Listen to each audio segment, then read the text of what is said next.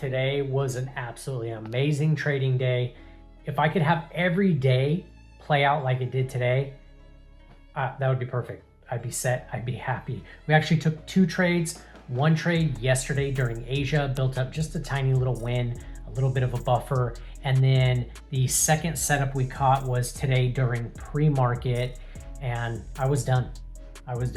So we're gonna go and break it down for you here in a minute. But if this is your first time here, I'm Brandon, and I just share my day trading journey with futures and prop firms. So if that's something that's interesting to you, consider going below, subscribing. If you get some value out of the video, maybe give it a like and leave a comment below. Let me know that you're here. All right, guys, let's go over to my computer and we'll break down how today went. Okay, here we are on the charts. And so if you've never seen any of my videos, I'll just quickly break it down for you. My trading strategy, I am a discretionary trader, okay? I just use a lot of intuition. I'm looking at candles, how they're forming, using higher time frames like the 1 hour, the 4 hour, 30 minute, 15 minute. My entries are usually always on the 1 minute. And I'm looking for sweeps of liquidity. So for my higher time frame, kind of, drilling down, looking, okay, price swept here. Where do I think it's going to next? And I'm catching little pieces of a move, okay? Usually I'm risking about $200 to make 250, and I'll stack a couple wins throughout the day or a couple losses, and I'll close out, and that'll be it. So we are here on NASDAQ, and this was actually taken on a 50K MyFunded Futures core account eval that I'm going through right now. Really loving MyFunded Futures, by the way. But you'll see I took this trade around 4 p.m. my time, which I am on the West Coast. So kind of the higher time frames here. This is a 15 minute, okay? We had an area of imbalance down here on the chart. And so I was looking for price to make a retracement at least back into that area, right? And so on the 15 minute, I do remember here, I saw this sweep of liquidity there. So I knew that price was probably most likely going to at least come down and test the 15 minute candle low there. And so I did enter on the 1 minute, and let me actually scroll over there.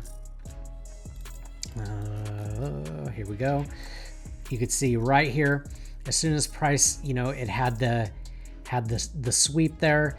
I did, and this next momentum down, I could tell we were just kind of rolling over here. And so my ultimate target was down at the imbalance. And again, this was during Asia session. Usually what I like to try to do is just build up a little bit of buffer for the next day, during New York or pre-market. And so I wasn't looking for my full, 1.25 R type trade where I'm getting 250. I knew that the imbalance could very well be a rejection area that we end up just pushing back up. So I had a pretty decent sized stop. I run bigger stops. I'm not running these 5-point, 2-point stops and trying to get major risk to reward. I give myself a lot of breathing room on my stops. I've just found that my consistency is a lot higher when I do that. So this was about a 17-point stop. And as soon as price started rolling over, my TP was at the imbalance there that you saw in the 15 minute. And so price did end up rolling over. It was, I was in the trade for maybe 30 minutes or so, and quick $150. Okay. And so that was a little bit of buffer from Asia. It's the only trade I ended up taking. Sometimes I'll take more than one to build it up a little bit more, but I got off the charts and that was what I ended up taking. Kind of a picture perfect Asia for me. I can build up maybe 1 or 2 trades, 150, $300 even, and go into New York with kind of already in the green, right? So what ended up happening is I called it a night there, didn't take any more trades, and then I came back for New York. And so if we actually hop onto the 15 minute here, when I woke up, I was watching kind of this 15-minute trend line that had been forming here, right? And so I hopped on the charts right about 5:15, 5:30, and I saw that we had broken down below. We broke that trend line, and we were actually coming back up to retest bearish momentum that we had there, starting about 3, almost 4 a.m. And so what I was looking for is a sweep of the 15-minute, which had been forming at the time, which was right about there. Let me actually just make that red so we can see it when we go down to the 1 minute. So I was looking for a sweep, and then I knew that TP would most likely be at this candle low, or price just loves to come back to these momentum candles that push up with no bottom wicks. So what I ended up doing is, let me see here, let's go over on the 1 minute. You can see price ended up sweeping over here. I did not enter. I was looking at this kind of there's kind of convergence of trend lines that I had going here at the time. But as soon as I saw right here that price had come up, was rejecting again, we got a sweep as well on the 1 minute, and I ended up just taking the entry at the 540 candle close there. It closed bearish. So I had a pretty good feeling that we were going to at least come down and try to test these lows in here. We had VWAP sitting below as well, decent target. So it was about a 1.4R trade, and it rolled over and hit TP almost immediately. It was about a 12-minute trade for, I think, maybe 270 bucks or so. And so this happened pre-market. And with that, I just called it a day. I was 430 bucks on the day from Asia before, and then New York pre-market, and I just called it. And sometimes I'll do that. I won't trade New York, okay? Because I actually do have to leave for work at about 6:30, right when market opens.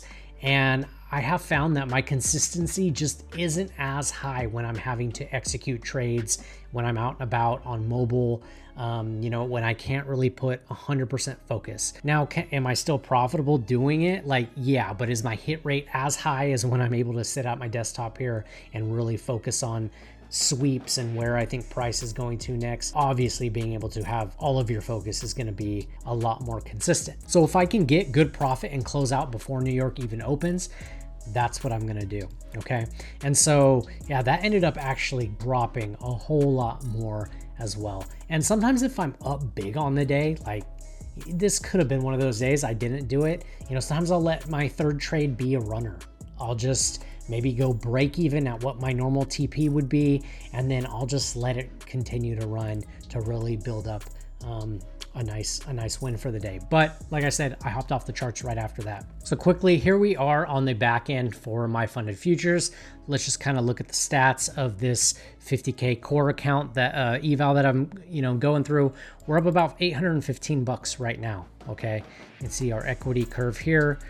Still early, but like I said, I've said in past videos, I take evals just at a normal pace, guys.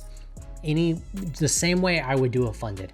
I know a lot of people say get them done with quickly, fail them fast, or pass them fast, but I've just found that when I do that, it just doesn't seem to work out, especially if I pass really fast and then I get into the funded stage. I feel like I'm wanting to over risk and just kind of YOLO the account. So passing them just steadily, I'm not in a rush. I am not in a rush with this stuff.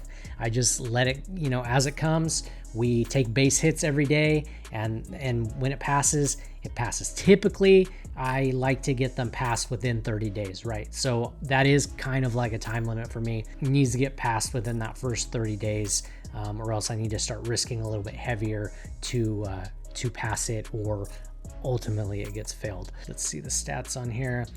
Good best trade, 268, average win, average loss, nice profit factor of 1.75 right now, win rate of about 50%.